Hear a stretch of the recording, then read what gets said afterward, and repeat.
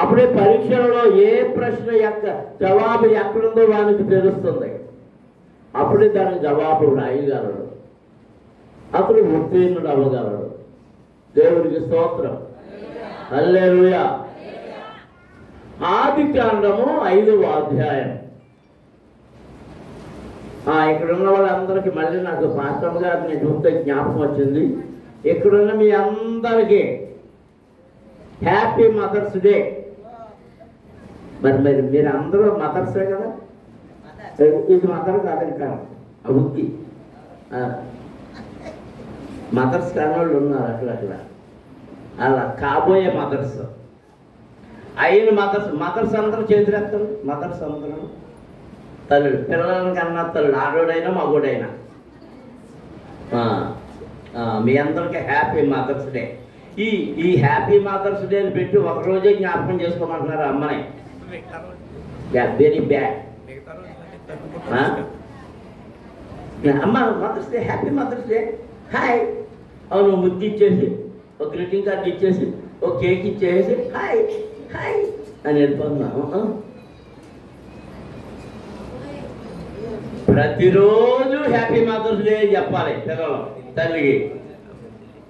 దేవునికి స్తోత్రం. హల్లెలూయా. ఆదికాండము 5వ అధ్యాయం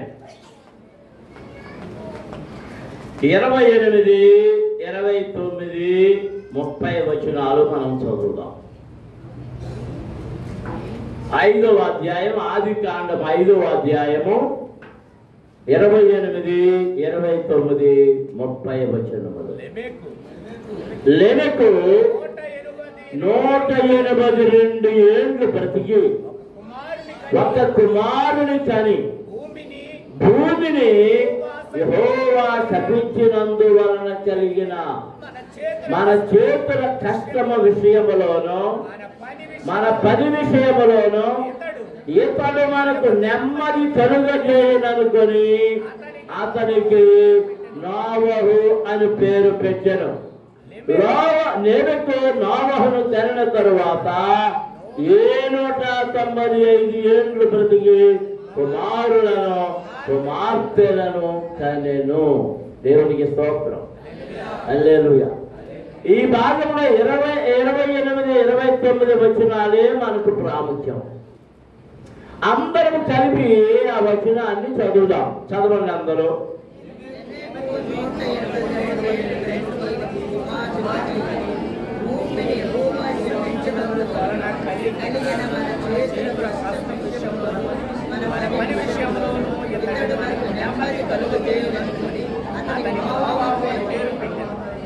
మళ్ళీ చదవండి. 28, 29 వచనాలు, 2 వచనాలే.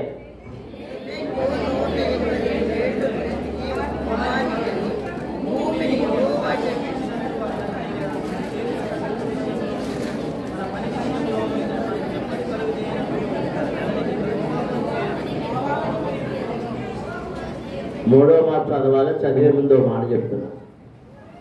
మీరు భోజనానికి కూర్చున్నారు, పళ్ళులో ఏముందో చూసుకుని తింటారా, దిక్కులు చూస్తారా తినేస్తారా?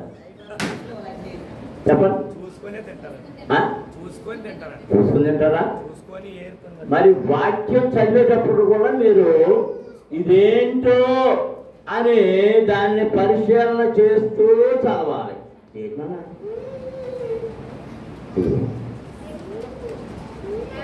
అమ్మా అందరికి నానమ్మ అదంటోటి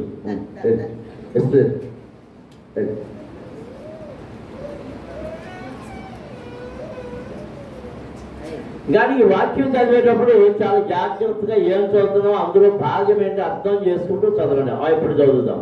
లెమెకు 182 ఏళ్ళు బ్రతికి ఒక కుమారుని కని భూమిని యెహోవా శపించినందువలన కలిగిన మన చేతుల కష్టము విషయములోనూ మన పని విషయములోనూ ఇతడు మనకు నెమ్మది కలుగజేయుననుకొని అతనికి నోవహు అనే పేరు పెట్టెను.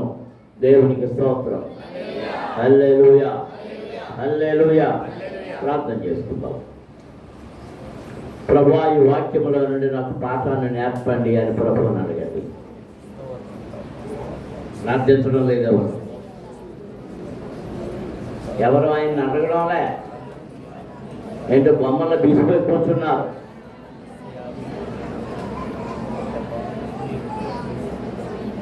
హల్లెలూయా హల్లెలూయా హల్లెలూయా హల్లెలూయా హల్లెలూయా హల్లెలూయా హల్లెలూయా.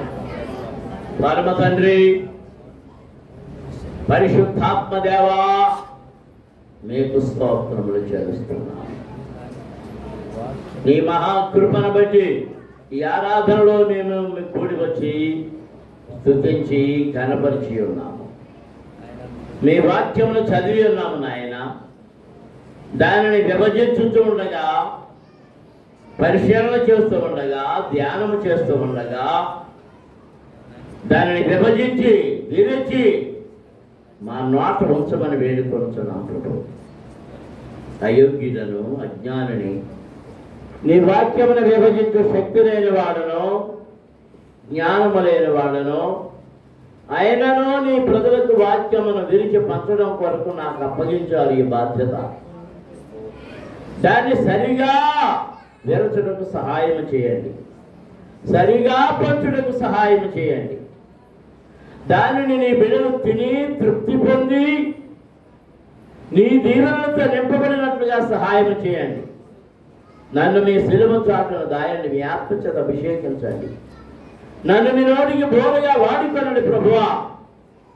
వినికిడిలో ప్రతి ఒక్కరిని దీవించమని యేసు నామమున అడుగుతున్నాము తండ్రి, ఆమేన్. దేవునికి స్తోత్రం. అందరం స్తోత్రాలు చెల్లించుదాం.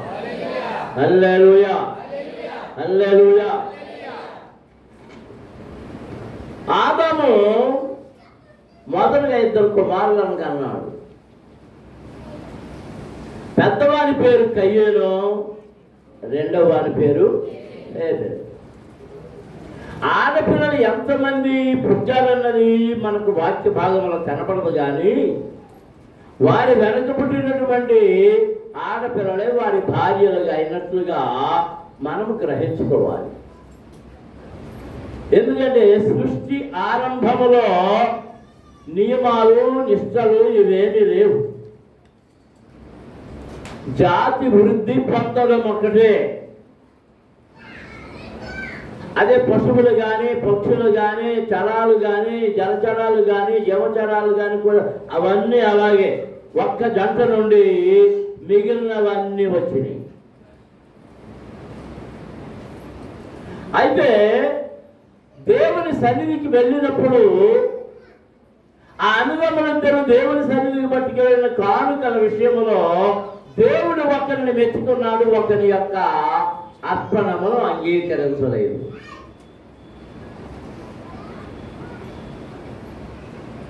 ఎప్పుడైతే హేబెలు అర్పణమును దేవుడు అంగీకరించాడో, కయీను అర్పణమును ఆయన లక్ష్య పెట్టలేదో, కయీను హృదయంలో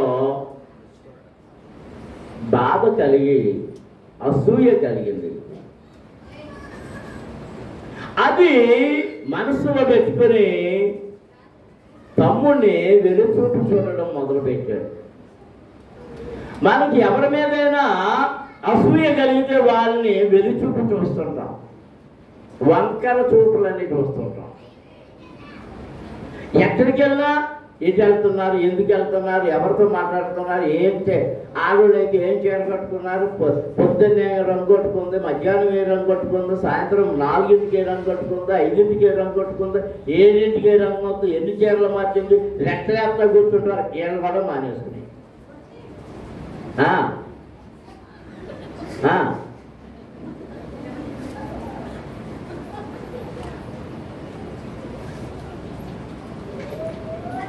ఏం చేత అమ్మాయి సంజమ్మ ఫోన్లు చెప్తుంటే నువ్వు ఎత్తుతాలేదంట, నా పక్కనే ఫోన్లు. మరి ఫోన్లు ఎత్తకపోతే అలాగా ఫోన్ ఎత్తే కాసినప్పుడు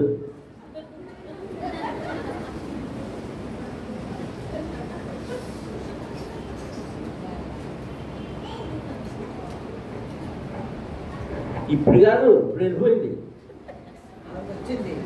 వచ్చిందా?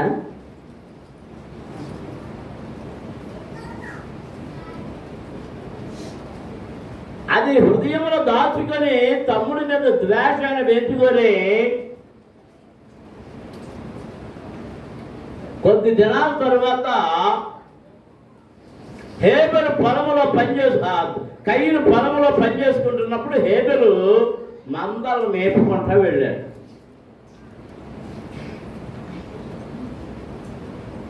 ఆ మందలు అలా వెళ్తా కయ్యను పొలంలోకి అలా అడుగెట్టింది. కయ్యనికి ఏమొచ్చేసింది?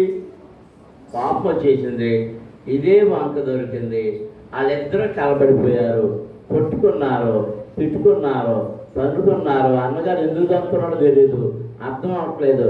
చివరికి రాయి తీసుకుని కొట్టి చంపేసి పొలంలోనే చెప్పేశాడు.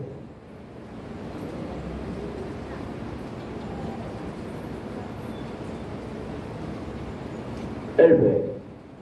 ఎవరు చూడలేదు, జనం లేదు కదా భూమి మీద, ఎవరు చూడలేదు.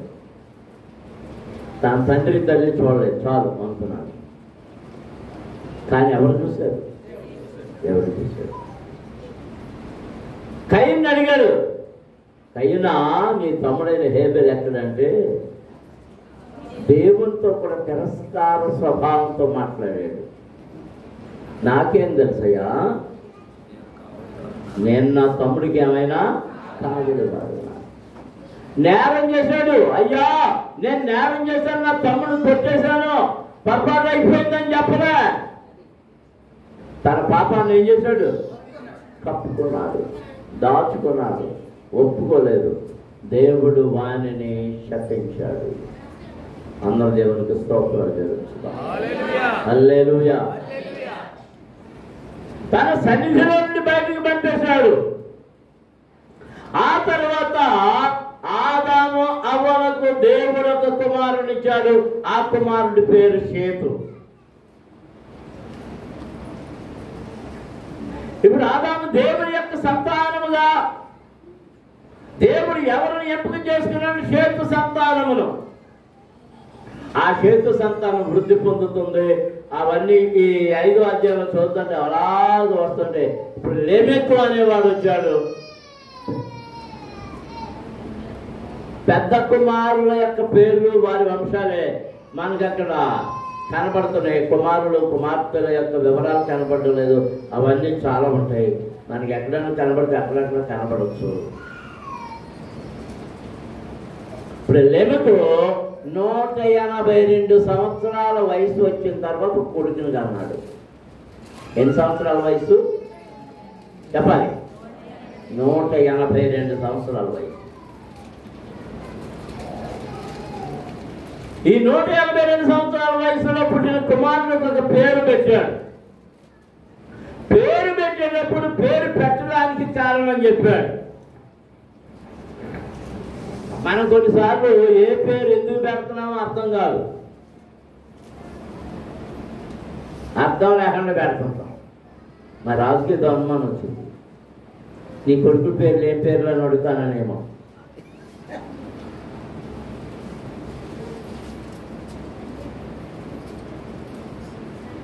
తన కుమారుడికి ఏమని పేరు పెట్టాడుగా? నోవహు అని.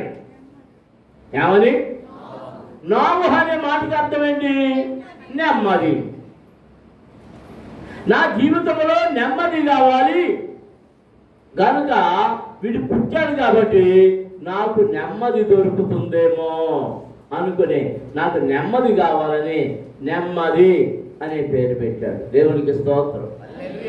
అతను పేరు పెట్టేటప్పుడు అక్కడ చెప్తున్నాడు, లెమెకు 182 ఏళ్ళు బ్రతికి ఒక కుమారుని కని భూమిని యెహోవా శపించినందువలన కలిగిన మన చేతుల కష్టము విషయములోను మన పని విషయములోను ఇతడు మనకు నెమ్మది కలుగజేయననుకొని అతనికి నోవహు అని పేరు పెట్టెను. దేవునికి స్తోత్రం. హల్లెలూయా. లెమెకు కలిగిన బాధ ఏంటట? ఆ వచనం ఉంది అక్కడ.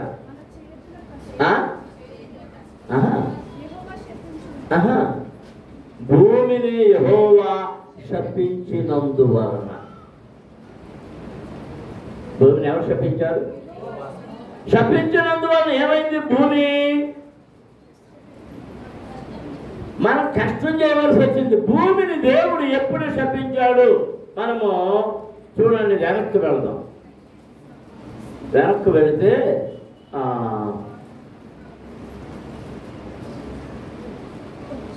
ఆదికాండం 3వ అధ్యాయం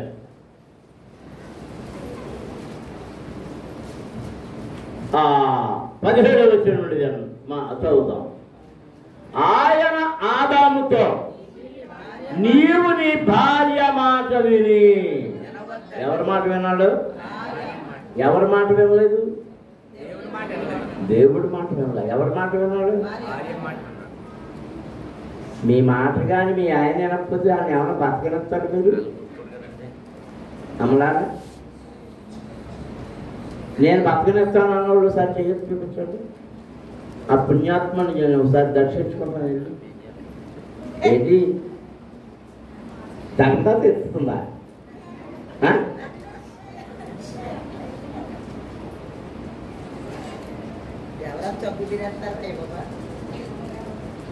ఇది పెళ్ళైన కొత్తలో ఏమన్నా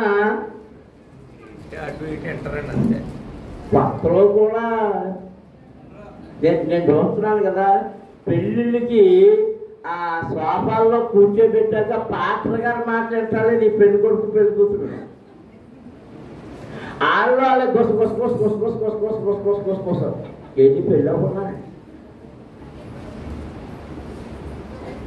నువ్వు మాట్లాడేవా? మాట్లాడలేదా? నేను మాట్లాడలేదు. కనీసం ఎవరు చూడలేదు.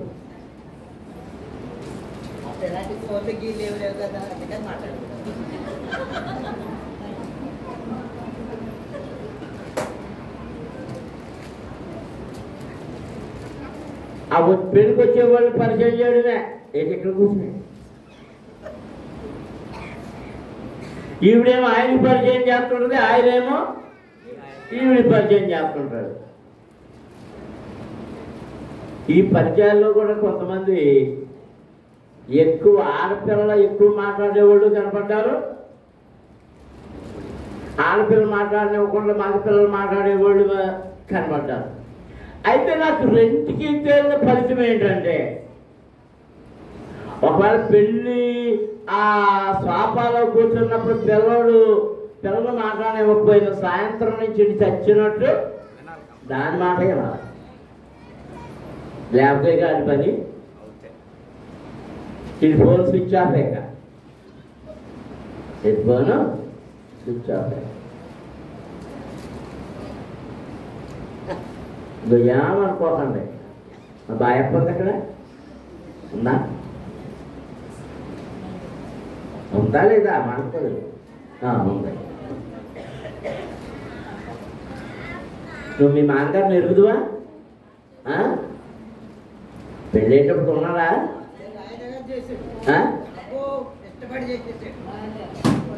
మారా ఎవరు మారా?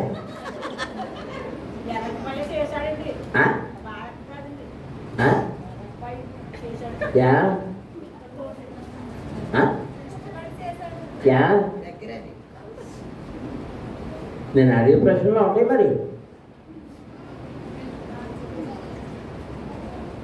అందరూనేమో చెన్నారెడ్డి అంటే భయం. చెన్నారెడ్డికి ఎవరంటే భయం అనుకుంటున్నారు? బాయప్ప.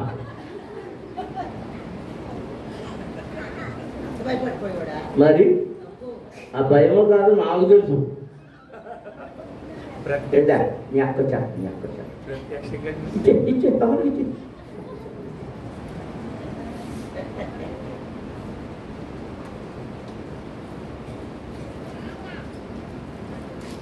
ఈదులోనేమో అమ్మ బాబోయ్. సకారెడ్డి గారు కూడా అంతేమో.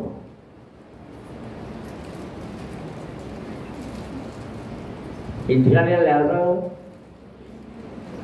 ఆదాము గారే మొట్టమొదటిగా ఎవరు మాట్లాడారంట? మీరమ్మా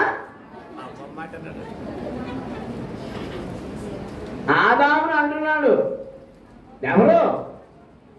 నేనా నువ్వు అంటుంటా?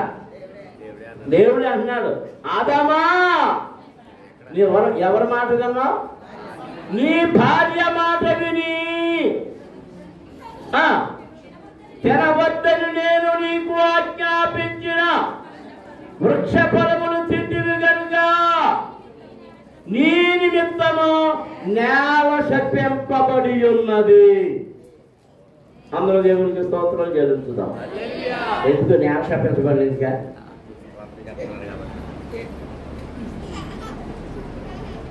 నేల ఎందుకు శపించబడిందంటే పెద్దయ్య గారు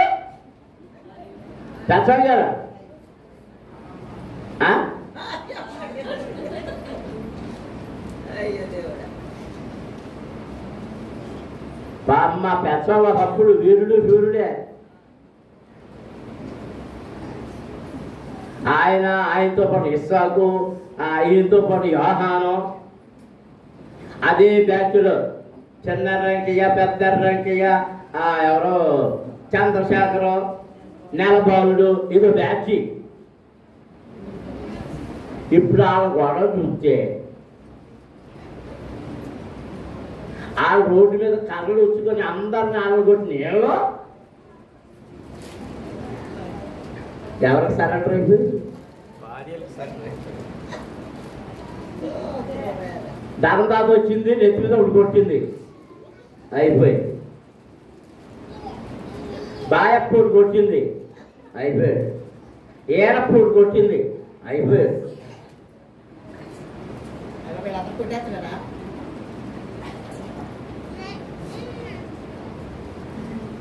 పాప చంద్రశేఖర్కి ఆ అక్క పేరు ఏం పేరు? కాంతమేనా? గంగమ్మ. మరి ఆ అక్క కొట్టిందో లేదో గంగ పుట్టింది, జగ తీసిపోయింది, పసిగారు దెబ్బతో పసిగారు తీసిపోయింది. ఇక నెలబాబు గారేమో దేవుని దర్శనానికి వెళ్ళిపోయాడు. ఇది ఎవరండి? అదేనా మీ తాత?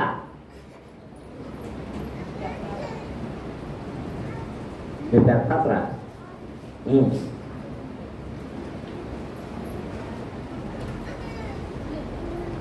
ఈ వీరులు శూరులు ధీరులు ధీరులు ఎవరి మాట?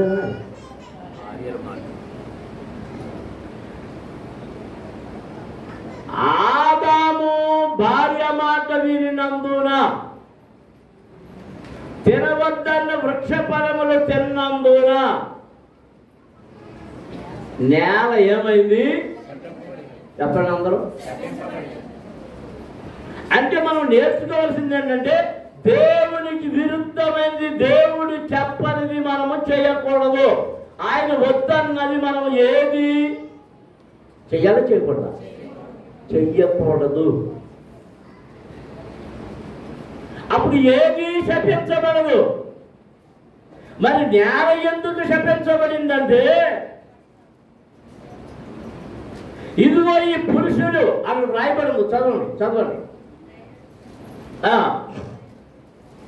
ప్రయాసముతోనే నీవు బ్రతుకు దినములన్నీ దాని పంట తిందువు. అది ముండ్ల తుప్పలను గచ్చ పొదలను నీకు మరిపించును. పొలములోని పంట తిందువు. నీవు నేలకు తిరిగి చేరు వరకు నీ ముఖపు చెమట చార్చి ఆహారమును తిందువు. ఏలయనగా నేల నుండి నీవు తీయబడితివి. నీవు మన్నే కనుక తిరిగి మన్నైపోదువు. ఎందుకు శపించబడిందంట నేల? అందులో ఏమొస్తుంది? ముండ్ల పొదలు, గచ్చ పొదలు, భయంకరమైన ముండ్ల తుప్పలు. ఎందుకనుకంటే చెప్పిన మాట వినకుండా, దేవుడు చెప్పిన మాట వినకుండా స్త్రీ చెప్పిన మాట విన్నాడు కనుక ఈ నేల నుండి వచ్చే ఆహారాన్ని తినడం కోసం ఈ నేలను బాగు చేయాలి. ఈ నేలలో నుండి వచ్చినటువంటి ఆ పొదలన్నిటినీ, ఆ ముండ్ల తుప్పలన్నిటినీ పెక్కరించి పెకలిస్తున్నప్పుడు ఏం చేస్తారా? దేహం నిండా చెమటలు గార్చాలి, చెమటలు గార్చాలి. దేవునికి స్తోత్రం. అందరం స్తోత్రాలు చెల్లించుదాం. హల్లెలూయా, హల్లెలూయా. ప్రయాసపడడం కోసం నేలను శపించాడు. ఒక్కసారి కాదు శపించడం. రెండో శాపం మనకి మరలా కనబడుతుంది. చూడండి 4వ అధ్యాయంలో 10వ వచనం చదువుదాం. అప్పుడు ఆయన, నీవు చేసిన పని ఏమిటి? నీ తమ్ముని రక్తము యొక్క స్వరము నేలలో నుండి నాకు మొరబెట్టుచున్నది. కావున నీ తమ్ముని రక్తమును నీ చేతుల నుండి పుచ్చుకొనుటకు నోరు తెరచి ఈ నేల మీద ఉండకుండా నీవు శపింపబడిన వాడవు. నీవు నేలను సేద్యపరచునప్పుడు అది తన సారమున ఇక మీద నీకియ్యదు. నీవు భూమి మీద దిగులు పడుచు దేశ దిమ్మరి వయ్యుందవు.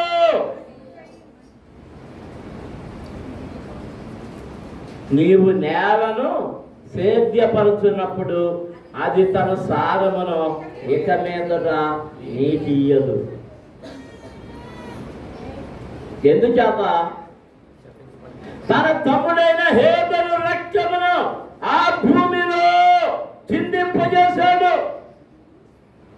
ఆ రక్తము నేలలో పడింది కనుక ఆ నేల ఇంకా సారమునివ్వదు. వాడు ఎంత ఏడ్చినా, ఎంత దున్నినా, ఎంత విత్తనాలు విత్తినా ఇక వాడికి, ఎవరికి? కయ్యేనుకు పంట ఇవ్వదు, పంట ఇవ్వదు. దేవునికి స్తోత్రం. హల్లెలూయా. కానీ హేతు కుటుంబం కూడా వారి వారసులు కూడా దానికి వారసులైపోయారు పాపానికి. వారు ఎంత కష్టపడ్డారో లేవికి యొక్క మాటల్లో తెలుస్తుంది. వారి దినాల్లో సరైనటువంటి కత్తులు లేవు, ఖడ్గాలు లేవు, గొడ్డళ్ళు లేవు, తొలికలు లేవు, నాగళ్ళు లేవు. దేంతో లాగాలి ఆ తుప్పలో? చెప్పండి. చేతులతో పెట్టాలి, చేతులతో పెట్టాలి. ఎంత కష్టపడ్డారు. అయితే వాటిని మెల్లమెల్లగా మనం ముందుకెళ్తే ఆ కయ్యూను యొక్క సంతానం ఎనప పనిముట్లు, ఆ పనిముట్లు, ఈ పనిముట్లు కనిపెట్టి వాటిని తయారు చేయడం ప్రారంభించింది. అందరూ దేవునికి స్తోత్రాలు తెలుసు. హల్లెలూయా, హల్లెలూయా, హల్లెలూయా. ఎంత శ్రమ పడ్డా ఆ భూమి నలగడం లేదు.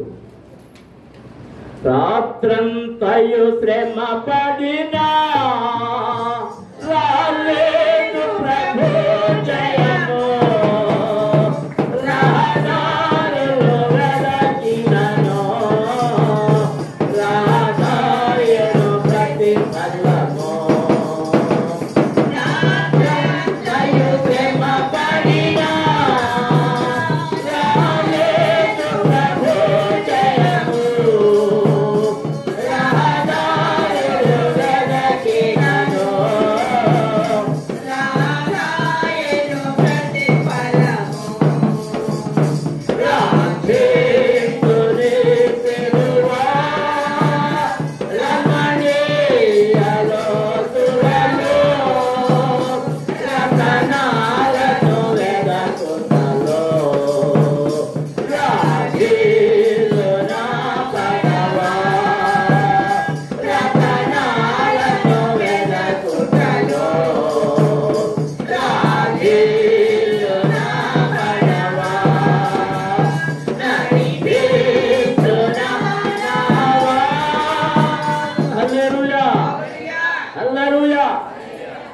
తరాల నుండి వాళ్ళు కష్టపడుతున్నారు, బాధపడుతున్నారు. చేతులన్నీ గాయాలైపోతున్నాయి. మీరు పనిచేసేటప్పుడు మీ చేతులకు ఏమైనా గాయాలు అవుతున్నాయా? చెప్పండి. పూర్వకాలం పనిచేసే వారి చేతులన్నీ కాయలు కాసేసేది. రకరకాల పనులు, ఆ పనిని బట్టి తాళ్ళు పేనేవారు. గొడ్డలతో పనిచేసే వారి హస్తాలు ఖర్చుగా మారిపోయేవి వారి పనులను బట్టి. మరి అంతకుముందు ఏమీ లేవు. ఆ నేల నుండి ఆ ముళ్ళ తుప్పలు పెకలించాలి. ఆ ముళ్ళు ఏం చేస్తున్నాయి? గుచ్చుకుంటున్నాయి, గాయపరుస్తున్నాయి. భూమిని సేద్యపరచడానికి అదిగో ఆనాటి ప్రజలు ఎంతో శ్రమ పడుతున్నారు, కష్టపడుతున్నారు. ఆ సేద్యము చేస్తేనే కానీ వీరికి ఏం దొరకదు, ఆహారం దొరకదు.